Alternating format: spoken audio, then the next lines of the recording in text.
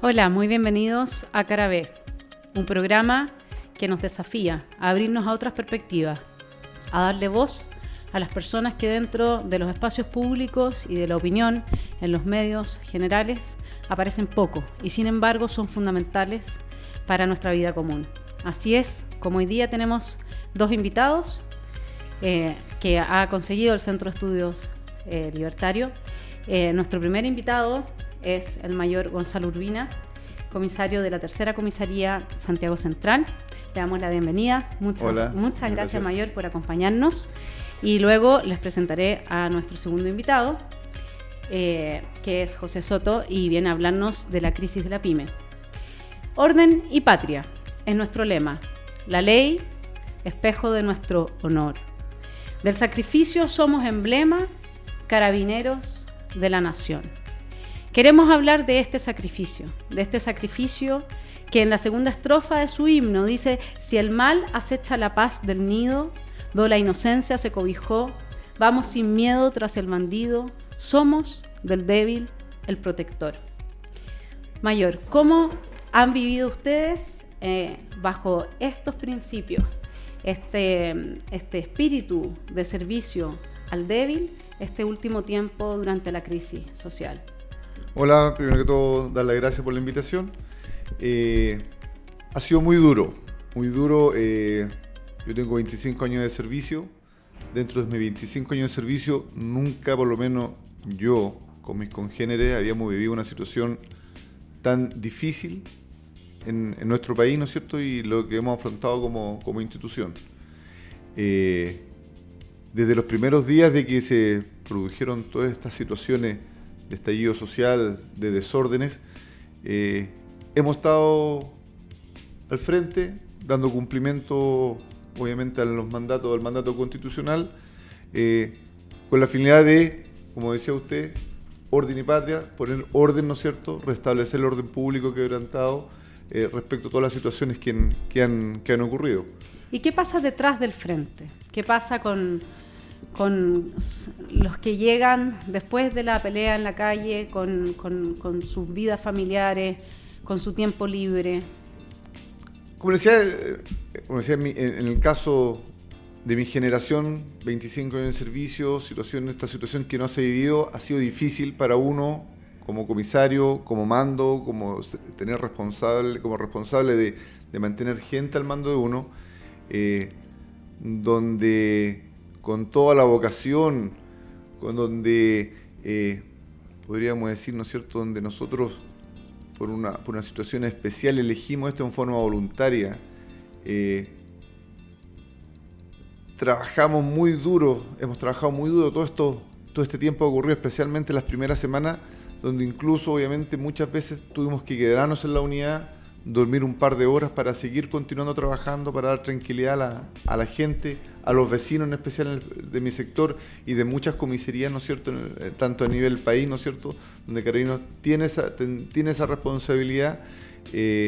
Ha sido complicado a nivel personal, familiar, donde las esposas, los hijos de uno, ¿no es cierto?, quedan preocupados de que salimos un día en la mañana, están acostumbrados que lleguemos a alta hora de la noche, en horario normal, y estas situaciones donde hubieron días, 4 o 5 días, que no llegábamos a la casa, ¿cierto? La preocupación de los hijos, los llamados telefónicos respecto, papá cuídate, mamá cuídate, para las carabineros, ¿no es cierto?, que trabajan. Muchas de estas carabineros que están incluso con fuero maternal tomaron la decisión de mandar a sus hijos fuera de Santiago, donde familiares, para trabajar y entregar lo que estamos hechos de entregar todo, ¿no es cierto?, para dar tranquilidad al vecino, ¿no es cierto?, y poder, ¿no es cierto?, tratar que todo esto se desarrolle en forma pacífica, ¿no es cierto?, en paz, y dar tranquilidad, que es lo más lo que quiere la gente. ¿Cuál es, a nivel como psicológico, uno diría, lo que sucede cuando se observa una animadversión de cierto segmento de la población que es tan fuerte, que se manifiesta de una manera tan cruel en contra de los miembros de la institución?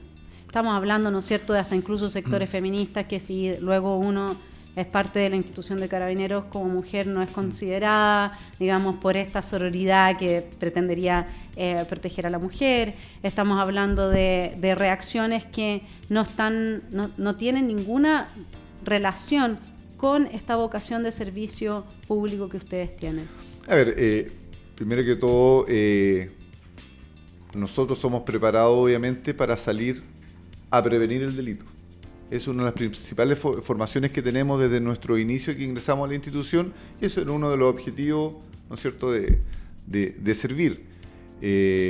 Independiente que igual en forma minoritaria, ¿no es cierto?, somos preparados, ¿no es cierto?, respecto para el control del orden público, primero que todo.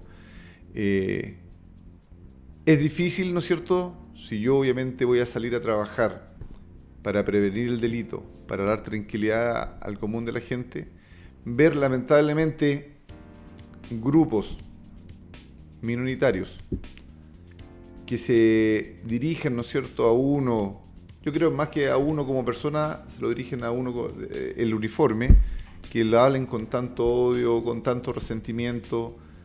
Desconocemos de dónde viene esos inicios, ¿no es cierto?, o las motivaciones de estos pequeños grupos, ¿no es cierto?, hacia nosotros como institución.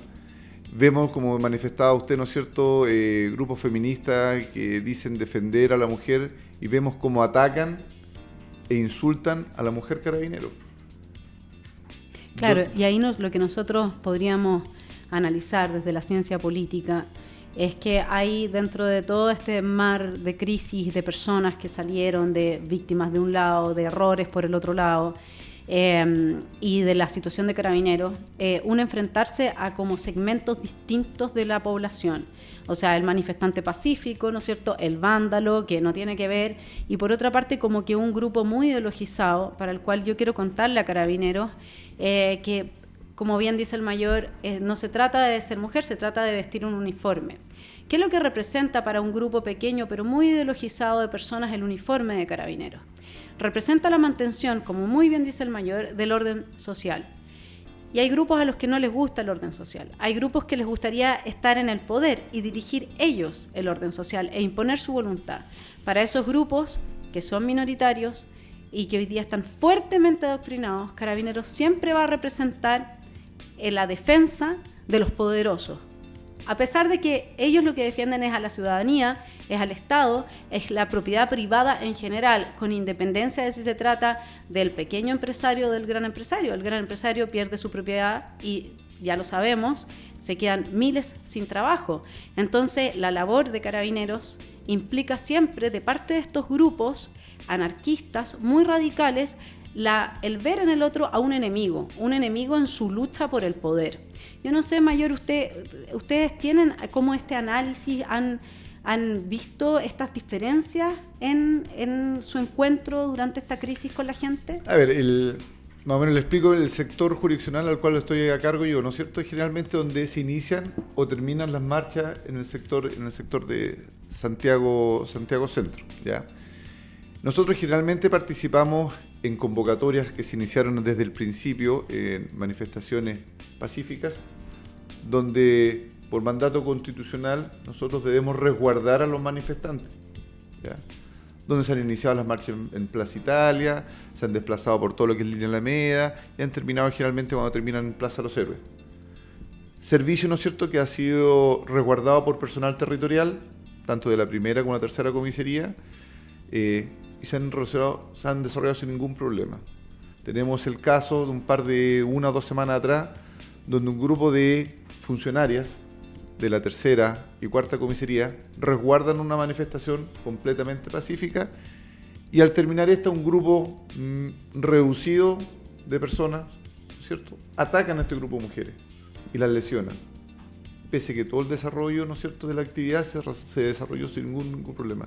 ¿Y eso lo hacen a rostro descubierto o encapuchados siempre? Bueno, en esta ocasión hubo gente de rostro descubierto, encapuchados, ¿no es cierto?, donde atacaron un carro policial, donde agredieron a los carabineros, donde notoriamente se veían, pese a que andaban con una tenida táctica, notoriamente se veían que eran mujeres, las atacan con palos, con piedras, con fierro. Entonces, de repente uno dice, ¿cómo? O sea, si estamos resguardando, estamos de tranquilidad para que ellos, ¿no es cierto?, puedan expresar su descontento, para que puedan solicitar sus demandas, ¿no es cierto? Nosotros tenemos la misión de cuidarlo y así se hizo y se desarrolló. Pero de esta masa, ¿no es cierto?, que finalizó, un grupo pequeño ataca, ¿no es cierto?, ataca finalmente a Carabineros, destruye un carro policial, me lesiona, ¿no es cierto?, 4 funcionarias, ¿no es cierto?, carro policial que sirva a la comunidad, ¿no es cierto?, que quedó lamentablemente fuera de servicio porque quedó completamente destruido. Funcionarios que tuvieron que pedir licencia, ¿no es cierto?, que se nos reduce la cantidad de personal, que todos estos servicios obviamente van tanto en beneficio de ellos como el de la comunidad de los vecinos, ¿no es cierto?, que se ve reducido, que finalmente ellos son los afectados. Mayor, le hago una pregunta de corazón. Si esas funcionarias que en este caso fueron agredidas, quedémonos con ellas que van a ser nuestra muestra más de todos los otros casos. ¿Tienen derecho a legítima defensa? ¿Tienen la posibilidad de evitar ser agredidas? ¿Tienen la posibilidad de frenar a la gente, a estos pequeños grupos que estamos súper claros que hay que distinguirlos de las manifestaciones masivas, que sin embargo, digamos, en mi opinión personal, la manifestación masiva nunca debió haber avalado ni legitimado la violencia, porque surge después, ¿no es cierto?, de las evasiones en el metro, o surge a causa de la violencia. Entonces, pero sin entrar en eso, uno ve a Carabineros y realmente muchas veces le produce angustia porque pareciera que no hay, que vestir el uniforme implica perder un poco ese derecho a la legítima defensa. A ver, la legítima defensa en este caso sí contaba legalmente con esta, pero como le digo, la preparación que tenemos, hombres y mujeres carabineros, ¿no es cierto?, independiente de estar siendo atacado, estar siendo agredido, como hemos visto en muchas imágenes, también dentro de los pocos segundos que uno tiene para pensar, para poder tomar una decisión, uno siempre da privilegio tanto obviamente a la vida de uno como a la del manifestante, sea agresivo o no sea agresivo, porque las Carabineros fácilmente pueden haber sacado su arma de servicio, porque había un riesgo eminente a su integridad física, claro, donde la veíamos que estaban al lado de ella, agrediéndolo con piedras de gran tamaño en su cabeza, con palos, ¿no es cierto? Se justifica la legítima defensa, pero ellas dieron prioridad, ¿no es cierto?, a la vida de ese manifestante, pese que era agresivo, dieron prioridad a eso, ¿no es cierto? Y obviamente resistieron, aguantaron y se retiraron del lugar por las consecuencias que hubo, ¿no es cierto? Si no, ¿qué hubiese pasado? Más de algún civil lesionado y posiblemente alguna lesión vital que hubiera sido obviamente perjudicial para la imagen también, obviamente, del funcionario como de la institución. A mí lo que me gustaría compartir con nuestros auditores es la idea de que piensen ustedes, le voy a preguntar al mayor muy simplemente, ¿qué pasa si una de esas carabineras que fue agredida, para seguir con este grupo y quedarnos con este ejemplo, luego viene alguna de las personas que la agredió y le pide ayuda porque a su vez está siendo agredida? ¿Qué va a hacer esa carabinera? Mayor, cuéntenos. Ayudarlo. Independiente de lo que haya vivido antes, ¿no es cierto? Nosotros no vemos color político, no vemos...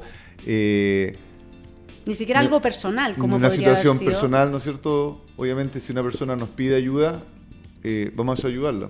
Le pongo un ejemplo donde el día de ayer participé en una marcha feminista, también resguardando la seguridad, porque también hay un grupo feminista que obviamente que hace recorridos no autorizados, pero independiente igual le prestamos la protección, donde también hay un grupo de personas que están en contra de esto, ¿no es cierto? Y para evitar que sean agredidas. Claro.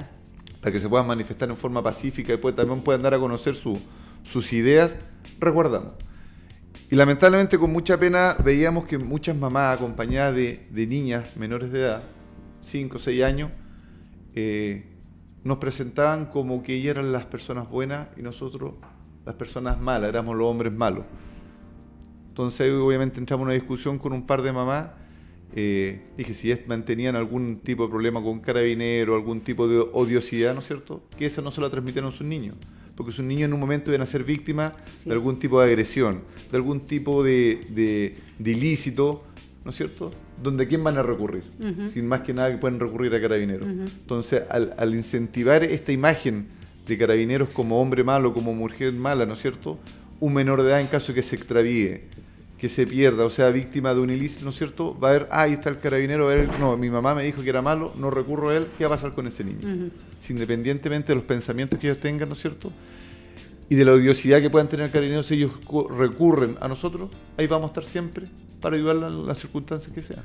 Entonces, yo quisiese detenerme en este punto para que abramos un poco el análisis. ¿Qué pasa? ¿Cuál es la máxima cristiana, digamos, del amor al prójimo en el Sermón de la Montaña? Ponen la otra mejilla, ¿no es cierto? Pues bien, podemos decir que Carabineros va un poco más allá, a pesar de que todos reconocemos, y también Carabineros reconoce, que en la institución se requieren de muchos cambios, que han sucedido cosas que hoy día se están implementando, ¿no es cierto?, innovaciones para poder enfrentar una situación que en realidad los excedió a todos y que por lo tanto se requieren de otras herramientas. Pero cuando vamos con la carabinera, cuando vamos con el mayor, cuando vamos con las personas que abrazan su vocación, la verdad es que esas personas no solamente ponen la otra mejilla a quien los agrede, sino que más encima van a ayudarlo. Y eso es algo que yo no sé si realmente hay una conciencia respecto del desafío que implica como ser humano tener una profesión que exige ese sacrificio. Por eso muy bien dice, ¿no es cierto?, su himno, orden y patria es nuestro lema y del sacrificio somos emblema, ¿sí? Ahora, ¿cómo se mantiene en alto el espíritu de Carabineros, que han pasado por momentos difíciles a nivel institucional también, que han tenido en este momento muchas críticas también, a pesar de que, como usted dice, cuando uno se enfrenta a una situación violenta son pocos los segundos para pensar, casi como que uno diría que está siendo generoso. Al decir que son pocos los segundos, creo que es como acción y reacción prácticamente, a pesar de que haya una preparación. Pero cómo al interior de su comisaría, cómo con la mamá carabinero que manda a su niña al jardín y donde hoy en día muchos están cantando estos cánticos en favor de protestas que por un sector consideran que los malos son carabineros y no la gente que realmente está cuidando y, como usted dice, mantiene un orden público que salvaguarde los derechos individuales de todos. ¿Cómo se puede sostener, digamos, ese espíritu de vocación de servicio? El espíritu de servicio, obviamente, desde el momento que nosotros postulamos y queremos ingresar a la institución, ¿no es cierto? Yo siempre he dicho que los carabineros somos personas especiales, sin ser ni mejor ni peor que otros. Pero para ser carabinero hay que tener algo especial. Y en estas circunstancias se ha visto reflejado, ¿no es cierto?, el amor que tenemos hacia el prójimo, el amor y el cariño que tenemos hacia la patria, ¿no es cierto?, y obviamente hacia nuestro país. Ponemos como ejemplo en tiempos normales, por decirlo, donde hay cierta cantidad, por ejemplo, de licencias médicas de los carabineros cuando están cansados, cuando están lesionados. Ahora hemos visto, ¿no es cierto?, los carabineros lesionados han rechazado su licencia y han vuelto a trabajar. Muchas veces pongo el ejemplo mío, ¿no es cierto?, que tuve que las 2 primeras semanas me quedé en la comisaría para apoyar a mi gente, para estar con mi gente, porque obviamente como jefe tengo la responsabilidad de que ellos salgan a trabajar, hagan bien su trabajo, y tengo la responsabilidad también hacia la familia de ellos, ¿no es cierto?, para que ellos vuelvan, ¿no es cierto?, vuelvan a su casa, vuelvan a su hogar, ¿no es cierto? Entonces una responsabilidad uno también como jefe es enorme respecto a eso. En este caso obviamente se vio perjudicada mi familia, en el sentido de que hubo 2 semanas que no llegué, que me quedé trabajando en la comisaría, con la preocupación obviamente de ellos, de mis hijos, de mi señora, respecto a lo que me pudiera pasar a mí. Pero eso es lo que tenemos especial los carabineros, y esto se ha visto reflejado desde nuestros mandos, ¿no es cierto?, hasta el último carabinero que hemos trabajado todo este tiempo, ¿no es cierto?, en la calle. Uh-huh. Mayor, ¿cómo han podido ustedes recibir la respuesta de la gente? Porque parece que hubiesen como grupos bien distintos, junto con esas mujeres que pueden estarle diciendo a su hijo que el carabinero es malo, lo que es un cambio de mentalidad muy fuerte, ¿no? O sea, en mis hijos siempre era, y en mi época no era yo una excepción, que uno decía, si te pierdes, no hablas con nadie, a menos que encuentres un carabinero, ¿no? Siempre era... Por un lado está esa gente que hoy día de alguna manera parece que está pensando de otra forma de lo que solíamos pensar mi generación. Y por otro lado también ha habido, usted me contaba, como una reacción positiva de cierta gente que ha tratado de expresarle su apoyo y que para usted esto ha sido, parece que fundamental. Sí, bueno, a ver, desde el principio obviamente pongo obviamente la sensación personal y la sensación de mis carabineros, ¿no es cierto?, que hemos trabajado, como le digo, del primer día como equipo, como familia, ¿no es cierto?, en forma conjunta para poder mantener el orden, donde vimos los primeros días, ¿no es cierto?, que pareciera que todo era contra nosotros, contra la institución, por una situación obviamente que no es responsabilidad de Carabineros. Nosotros, como digo, tenemos un mandato judicial, constitucional de mantener el orden público que se trabajó desde los inicios. Pero al pasar de los días nos hemos dado cuenta, obviamente, que la gente que causa todos estos desórdenes son grupos pequeños. Y hemos visto reflejado, ¿no es cierto?, el cariño de mucha gente en la calle, de un automovilista que se detiene y nos da las gracias, de gente que ha concurrido a la unidad a darnos fuerza, porque estamos cansados. Estamos cansados, ¿no es cierto?, pero estamos ahí. La gente se acerca, familias se acercan a la unidad a dar un beso, un abrazo al carabinero, a donarnos una agua, ¿no es cierto?, una bebida energética para que darnos fuerza y seguir trabajando. Entonces eso obviamente se ha visto reflejado en todo nuestro personal, y eso es lo que se ha visto, donde gente nos dispara, nos agrede, estamos lesionados y al día siguiente estamos ahí nuevamente, obviamente para trabajar, como le decía al principio, para mantener el orden, todo por el amor a nuestra patria, a nuestra gente. Y da mucha pena ver, ¿no es cierto?, la gente en la calle cuando uno participa, no sé si hablar de odio, pero de un enojo, ¿no es cierto?, unos con otros, donde uno ve, donde llegan detenidos menores de edad que participan en delitos, participan en desórdenes, y la falta de cariño que hay hacia esos menores, donde uno llama al papá para decirle, sabe, su hijo está detenido, venga a buscarlo, y el papá o la mamá dice, no, el papá no está en otro lado, yo estoy trabajando, no tengo cómo ir a buscarlo. O sea, ver el desamor que hay muchas veces de padres hacia menores, de repente uno se explica por qué los jóvenes, ¿no es cierto?, están tan agresivos, son así, y obviamente la conducta del joven, que cuando uno, después que los detiene, los traslada a la unidad, y uno le entrega un poco de afecto. O sea, claro, uno obviamente en el fragor de la pelea, obviamente uno no va a pedirle por favor subas al carro, alguna cosa, porque obviamente no están agrediendo. Pero uno después, cuando llegan a la unidad y interactúa con estos jóvenes, los mismos jóvenes adultos, ¿no es cierto?, obviamente hay un trato distinto, y uno ve la falta de desamor que hay en muchos. Obviamente uno puede explicar a lo mejor los grados de violencia y lo que está sucediendo lamentablemente en el país. Sí, con el tema afectivo, emocional, que está muy quebrado, ¿no es cierto?, con estas nuevas generaciones que por lo demás se han desanclado del ámbito familiar, de la empatía con el otro, ¿no es cierto? Y también el uso de las etiquetas, como los carabineros, que para un cierto grupo de personas que lamentablemente tiene mucha influencia en este país, tanto en los medios de opinión pública, por eso estamos haciendo este esfuerzo en la cara B con el Centro de Estudios Libertarios, para poder mostrar la cara que no está apareciendo en los medios de opinión pública, para poder decir algo que quizás no se ha visto, como por ejemplo que Carabineros siempre ha sido un objetivo político de ciertos grupos que comparten una ideología. Entonces, si es que se enseña esa ideología y evidentemente que se dice que el orden imperante es injusto, que todo lo que hay está mal, y luego quienes tienen que defender ese orden son los que encarnan en el fondo la imposibilidad de cambio, y eso genera un odio que es esencialmente ideológico y que no tiene que ver con la experiencia, como podría ser o podría explicarse en los casos de quienes hayan sentido que Carabineros hizo mal uso de la fuerza porque en el fragor de la batalla, porque nadie estaba preparado para lo que ha pasado, y por también fallas humanas. Los seres humanos estamos llenos de defectos, y así las instituciones también son un reflejo de lo que somos nosotros, ¿no es cierto?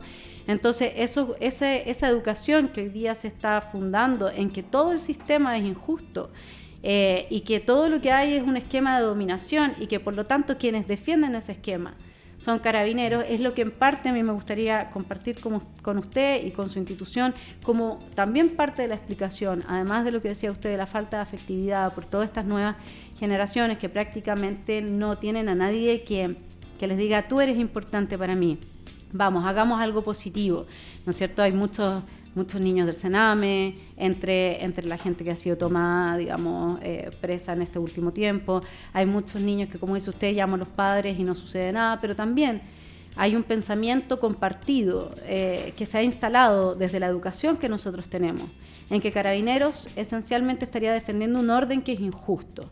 Y eso genera un odio que es ideológico, que no tiene que ver con la realidad. Lo hablábamos antes un poco con estos grupos que terminan siendo bastante religiosos en su forma de plantearse.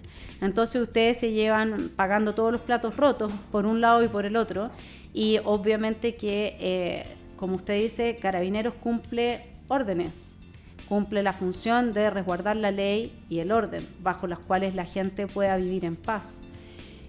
¿Cómo ve usted que pueda irse desarrollando este restablecimiento del orden y sobre todo restablecimiento del espíritu de Carabineros, en el sentido no de que esté fracturado ni quebrado, sino que en el sentido de que haya un descanso? A ver, yo creo que mientras han ido pasando los días y el esfuerzo que ha tenido, obviamente, que ha tenido Carabineros, que ha estado permanentemente trabajando en la calle, ha ido obviamente disminuyendo las actividades, ¿no es cierto?, respecto a los desórdenes. Han aumentado un poco en su violencia en algunos sectores, pero obviamente yo creo que todos pretendemos que esto termine luego, porque pese a que estamos cansados, como les decía, seguimos trabajando, queremos estar con nuestra familia, solamente todos, y eso es lo que esperamos obviamente también de nuestras autoridades, que pongan carta en el asunto, que pese a que somos la cara visible del restablecimiento del orden para que todo pueda funcionar en forma normal en nuestro país, también obviamente requerimos de nuestras autoridades que pongan pronta solución a esta situación para que todo vuelva a la normalidad y dar tranquilidad obviamente a todo el país. Eso es lo importante. Claro, porque lo que dice usted, Mayor, yo lo comparto 100%. O sea, es muy difícil el rol que ustedes juegan, no solo por lo que hemos conversado hasta ahora, sino que además porque tomar presa a la gente que está haciendo vandalismo, que está haciendo daño, que está destruyendo el orden público, para que salga al poco tiempo nuevamente libre y uno se lo vuelva a encontrar, termina siendo también un problema mayor que implica a otras instituciones, en este caso el Poder Judicial, el llamado a los fiscales a presentarse en terreno. No quiero involucrar digamos, la opinión del Mayor en esto, pero acá voy a correr un poco con mis colores propios. Me parece que el llamado que se está haciendo al fiscal Abbott y a todos los fiscales de dar cumplimiento a la ley, de no minimizar los delitos, porque si no, este país se hunde en la impunidad. Entonces, aunque Carabineros haga todo el esfuerzo que hace por restablecer el orden, si los destructores del orden y los gestores de la violencia están a los 2 o 3 días nuevamente en las calles, no estamos avanzando nada. Es como cuando dicen que estamos, ¿no es cierto?, arando en el océano o sembrando en el desierto. Y eso evidentemente que también va en contra de la posibilidad de mantenerse en un espíritu de servicio en que uno cosecha lo que siembra, es decir, un esfuerzo conlleva e implica un resultado. Y eso es otro motivo más por el que nosotros tenemos que poner las alertas y las alarmas. Carabineros hace su rol con todo el esfuerzo que ponen y de ir mejorando también en cumplir con ese rol. Y nosotros necesitamos ahora que el Poder Judicial haga su rol también. Entonces, eso, y que también, por otro lado, todos los miembros de Carabineros sepan que hay una parte importante de la población que, como usted decía, que han ido a apoyarlos, que eso se sepa, que eso se promueva, que sepan que para muchos es fundamental que ustedes estén, y es fundamental porque está la felicidad de todas esas personas en juego. Ustedes permiten que la gente pueda realizar su vida y por lo tanto ser feliz. Y eso es algo que yo quisiera, así como a otras personas les llevan algunas cosas y les dan un abrazo, mi abrazo es decirles que tengan presente eso. Donde hay violencia, donde hay desorden, la gente vive en la pobreza, en la destrucción, capturada por el narcotráfico, la gente vive vidas miserables. Solamente el orden y la paz que ustedes resguardan hacen que nuestra vida sea digna de ser vivida. Por lo tanto, si de alguna manera les puede servir mi mensaje de agradecimiento, porque desde aquí, desde el Centro de Estudios Libertarios, hemos seguido todo este proceso de caos y de crisis, hemos visto también las dificultades que han enfrentado, pero sin lugar a dudas de que vuestro espíritu de servicio es un espíritu muy bien inspirado, Mayor. Así es que no sé si usted le quisiese dar un mensaje también a su gente y aprovechar este momento. Sí, primero que todo, obviamente, darle gracias a toda esa familia, a esa gente que se ha acercado a las unidades, a agradecer, a darle un abrazo, como le decía, la mano a un carabinero, darle ánimo para seguir trabajando. Donde ha llamado también mucho la atención que gente humilde, gente trabajadora, es la que se ha acercado a estas unidades, han formado grupos, ¿no es cierto?, han concurrido. Y obviamente en especial a todos los mandos y a los carabineros, que sigamos trabajando con la misma fuerza, que somos gente especial, ¿no es cierto?, y que tenemos el deber de dar tranquilidad, ¿no es cierto?, a toda la gente de nuestro país, ¿no es cierto?, para que nuestro país siga siendo el mejor. Claro, y es con este tipo de relatos que pensamos nosotros que se puede aportar muchísimo, por ejemplo, al interior de la institución, para que la gente que tenga esa fuerza, esa vocación de servicio, se imponga por sobre quienes a veces, como en todas partes hay personas que se equivocan, personas que no siguen del todo las reglas, personas que nosotros sabemos han traído muchos problemas a la institución. Y si nosotros somos capaces de reforzar los aspectos que nutren esa vocación de servicio público, de celebrarlo, de legitimarlo como sociedad, entonces vamos a tener a esos aspectos fortalecidos dentro de la institución. Y no a quienes encarnan el opuesto. En todas partes, decían por ahí hace mucho, ¿no?, se cuecen habas, y no es que nosotros estemos idealizando acá una situación, sino que estamos trayendo la cara B. La cara B a través del Mayor Urbina, que por suerte ha tenido la generosidad de venir a acompañarnos.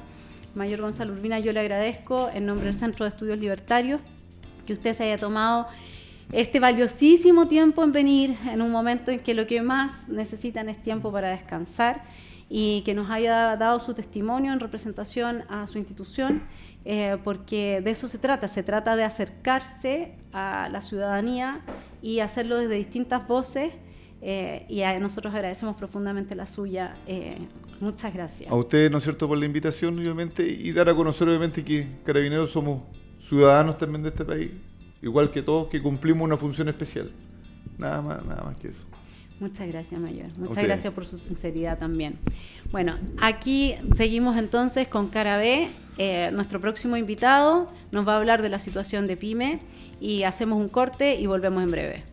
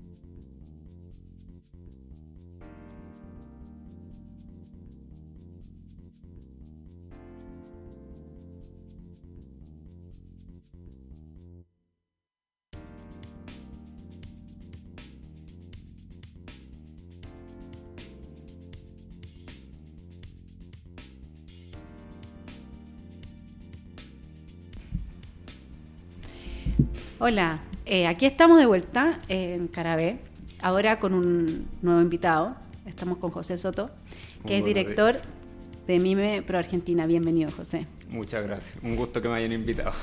Qué bueno que has aceptado nuestra invitación.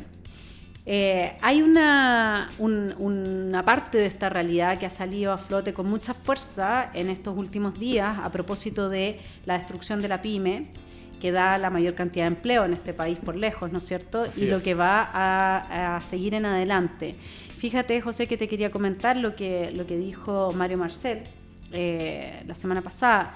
Dijo que si el desempleo se estaciona en un 10%, y la inflación se duplica en proyección, alcanzando más o menos un 6%, entonces nosotros en términos de desigualdad de la distribución del ingreso vamos a retroceder 27 años.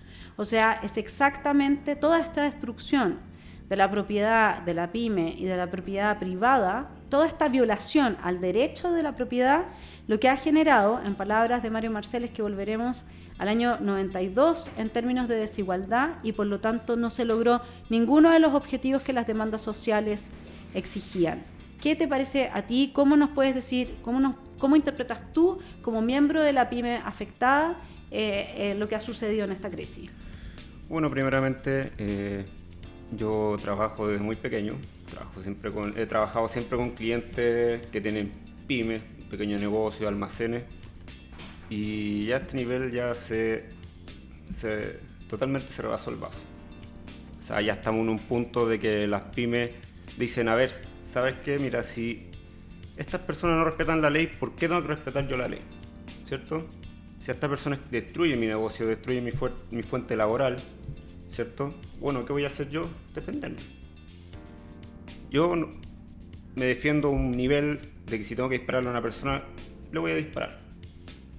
Tú estás viendo que hay una reacción, claro, ya hay una reacción violenta a la violencia por parte de la gente. ¿Por qué? Porque dice la gente, aquí no se respeta la ley, nadie respeta la ley, ¿cierto?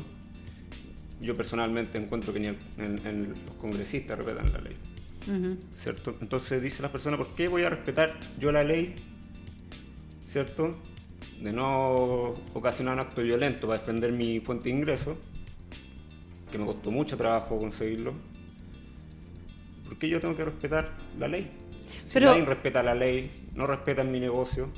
José, ¿y qué piensas tú? En general lo que se ha argumentado como tratando de legitimar la violencia en contra de la propiedad privada y de la pyme en general ha sido que, bueno, ya, son bienes materiales, total, ¿qué importa esto? O sea, estamos luchando por algo superior. Tú estás defendiendo tú facho pobre más o menos, ¿no?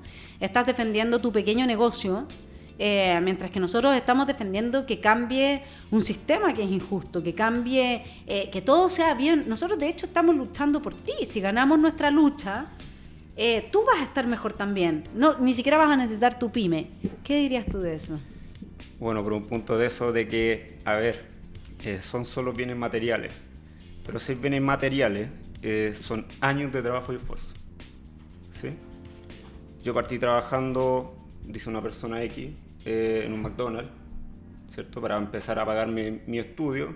Hoy hay personas que no estudian, pero han empezado a trabajar desde muy bajo, con trabajos menos calificados, para poder tratar, ¿cierto?, de agarrar un poco de ingresos y poder ejercer un negocio. Entonces, eso de que son solo bienes materiales, están destruyendo años de esfuerzo de esas personas, que son personas comunes y corrientes, que pueden ser personas de cualquier color político. Y ese tema de solo bienes materiales no cuenta, po. Si aquí lo que cuenta es el esfuerzo, ¿cierto? El tener que llevar el pan todos los días a su casa, alimentar a sus hijos, pagar sus estudios, ¿cierto? Esas personas que ya se ven manos atadas, no hay de otra manera de decirlo, porque aparte de la carga fiscal que tenemos, que es enorme, los típicos negocios pequeños, en especial almacenes, que tienen lapicitos el lapicito que no raya, ¿cierto? Que el santo lápiz que no raya para poder evadir una boleta, ¿cierto? O tratando de hacer lo posible para pagarme un impuesto, se endeudan con las patentes comerciales, tener que pagar arriendo, ¿cierto? Ujú. Esas personas que quieren contratar más personas para que atiendan su negocio, fomentar el empleo. Como qué es lo que está pasando en Maipú en este momento. Cuéntanos cómo ves tú el escenario en Maipú, porque algo adelantaste y parece que no hay mucho conocimiento respecto de cómo se encuentra la comuna de Maipú. Bueno, Maipú en este momento se encuentra destruida. Una comuna muy bonita, residencial, mucha gente de bien, mucha gente trabajadora. Y aquí no es de que, es que vamos a reventar al rico, ¿sí? Porque aquí no están reventando al rico, aquí están reventando a la clase más pobre. Están reventando a esas personas que tienen que levantarse temprano todos los días para trabajar, para salir adelante. ¿Qué pasa con todas esas personas que se quedaron sin empleo de los supermercados que quemaron la plaza Maipú? ¿Qué pasa con todas esas personas que trabajan en todas esas pymes que se encuentran en el Mall Pumay de Maipú, ¿cierto? Y ni siquiera los dueños de los negocios tienen que atender sus propios negocios porque no les da para contratar a una persona. Dicen, no, yo tengo que estar acá defendiendo mi negocio. ¿Cómo era antes bajarse del metro en Maipú y cómo sería hoy si el metro solamente funcionara y llegara a bajarse del metro en Maipú? ¿Cómo ha cambiado el escenario? Mira, yo de Santiago a Maipú me demoraba 25 minutos en metro. No me demoraba nada. El día sábado visité Maipú, ¿cierto? Tuve que tomar colectivo, tuve que tomar micro, nos quedamos en el taco. Me demoré casi 1 hora y media en llegar a Maipú. Y eso que me fui en colectivo. Imagínese esa persona que tiene que trabajar, tiene que tomar ahora cuántas micros. El metro obviamente no te quedas congestionado en el taco, ¿sí? Y mucha gente de Maipú, una comuna muy grande, y la mayoría de las personas se mueven al sector oriente, sector centro de Santiago. Todas esas personas ahora tienen que salir a las 3 de la mañana de sus casas para poder llegar a sus trabajos. Y cuando salen de sus casas, tú contabas algo de cómo había quedado todo esto producto de la destrucción de los supermercados, de la comida, de la sanidad del lugar, de cómo se está viviendo ese salir de tu casa, cómo era antes, cómo es ahora. Bueno, antes tú te levantabas temprano en Maipú, una vida normal, ¿cierto? 10 de la mañana ya estaban los comercios funcionando, la gente tranquila, iba a sus trabajos, ¿cierto? Tomaba el metro, mucha gente tomándose un cafecito en la calle. Ahora, ¿qué ves? Tristeza total. O sea, basta con ver la cara de las personas, basta con ver videos en las redes sociales como personas explotan en llanto diciendo, mira, este es el metro que yo ocupo todos los días, mira, en este negocio yo trabajaba, ahora está todo quemado, mira, yo trabajaba aquí, lo sacaron entero. Yo tengo un amigo en Maipú, voy a tratar de no revelar su identidad. Él tiene un local de videojuegos en el Mall Pumay. Él lleva 20 años trabajando, 20 años de esfuerzo en ese local. ¿Para qué? Para que entrara una turba de personas que entraron por el ITES del Mall Pumay y le saquearon todas las vitrinas, le rompieron las vitrinas, le saquearon el local.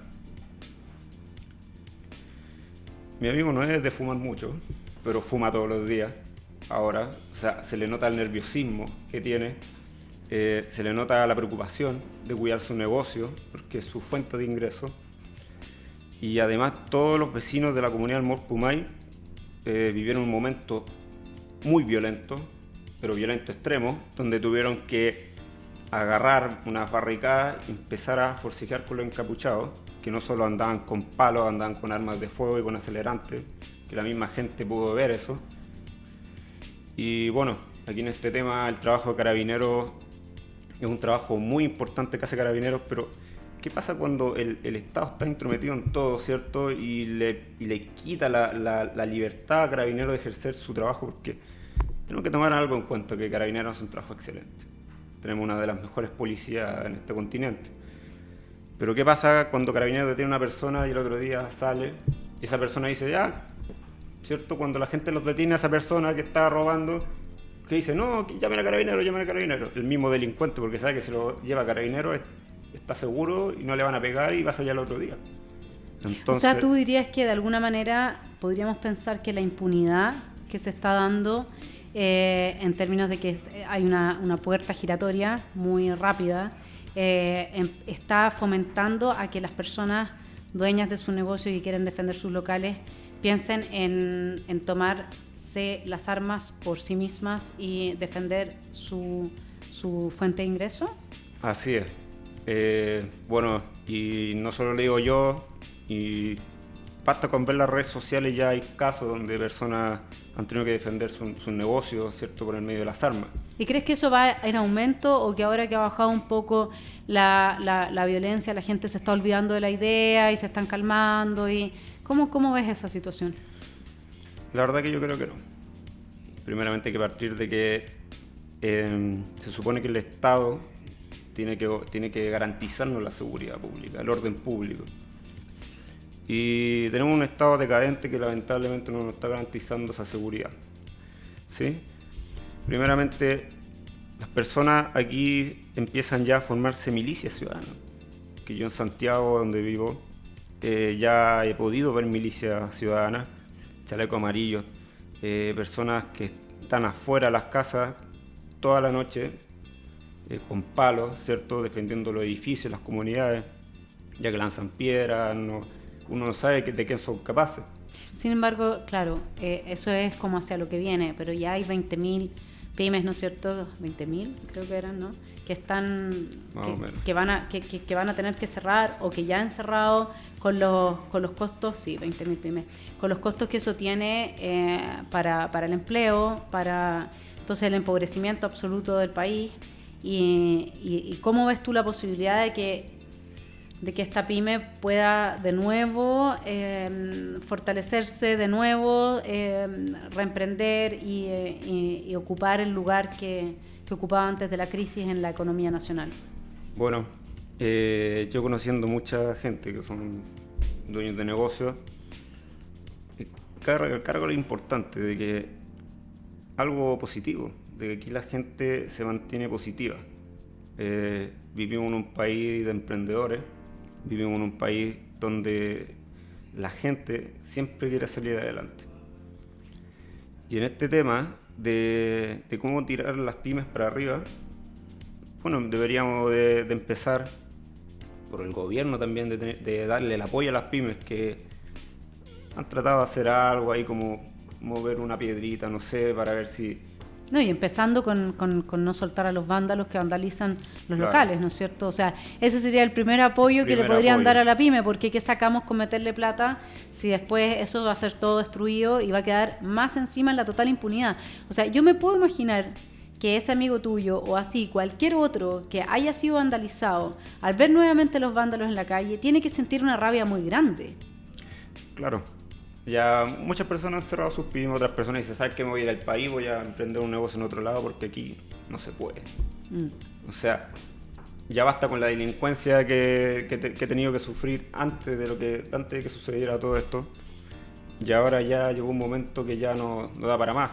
¿Qué le dirías tú a la gente de un sector político que considera que todos estos reclamos en defensa de bienes materiales son producto de que se trata de fachos pobres?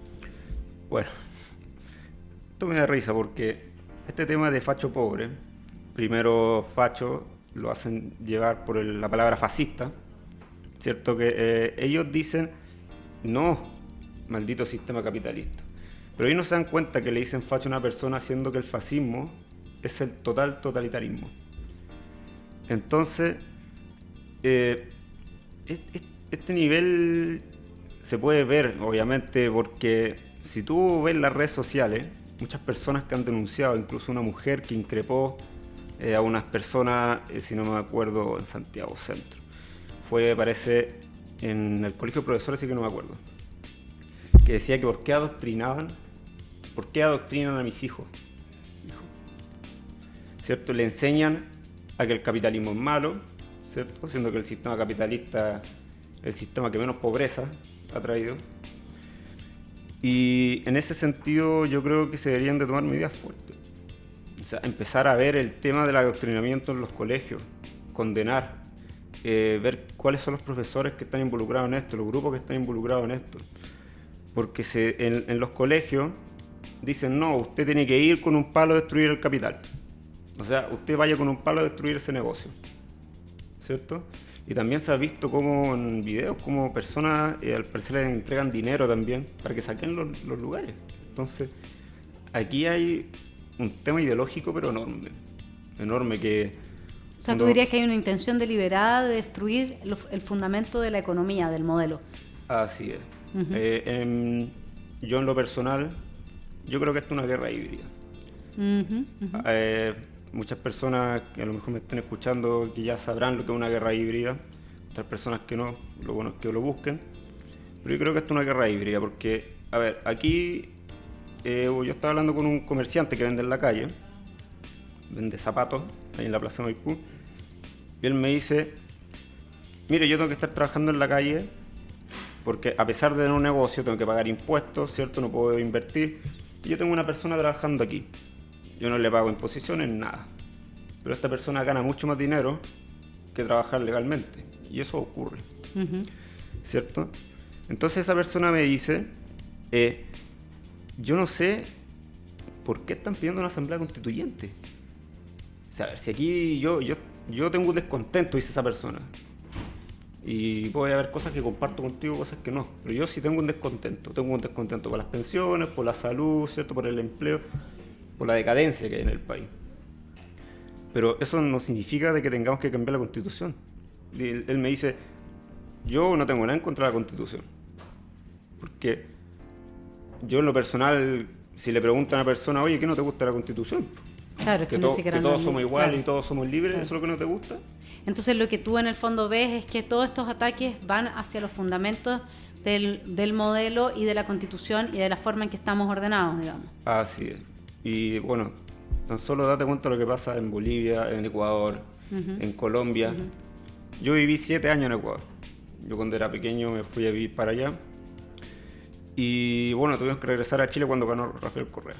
Claro, o sea, José tiene una experiencia vasta, por eso él llega a esa conclusión, ¿no es cierto?, de que se trata de una guerra híbrida. Van a haber personas que hoy día, cada vez más, a partir de testimonios como el de Florencia Lagos, ¿no es cierto?, y otros, que se suman a un poco la tesis que estaba planteando José. Sin duda que hay toda una justificación de que la destrucción de lo material, primero está el derecho a la vida o a la dignidad, dicen, y no a la propiedad. Sin embargo, estaremos claros que cuando uno le quita su fuente de ingreso a una persona, uno la está condenando a la muerte, ¿no es cierto? Entonces, aunque el camino sea un poco más largo, tenemos que defender la propiedad y el derecho de propiedad, que hoy día incluso hay quienes desean, como bien dice José, una asamblea constituyente justamente para afectar fuertemente el derecho de la propiedad. Y para cerrar nuestro programa de hoy, vamos a agradecer a José y dejar rebotando la siguiente idea. José habló del esfuerzo que significa toda una vida en pos de sacar adelante un negocio. Pues bien, yo les voy a contar que antes existía, y hoy día también en algunas partes del mundo, ese esfuerzo que no viene en nada, que no termina en nada, como le ha pasado a toda la pyme que ha visto destruido su propiedad. Se llamaba esclavitud. Bajo el esquema de la esclavitud, la gente trabaja y no obtiene nada. Por lo tanto, quienes hoy día destruyen la propiedad en este país tienen que estar claros que se acercan bastante a los esclavistas que antes explotaban a la gente y las dejaban sin el fruto de su esfuerzo y su trabajo. Muchas gracias, José, por estar en la cara B del Centro de Estudios Libertarios. Espero que haya sido un aporte y los dejo invitados para nuestro próximo programa. Muy buenas tardes.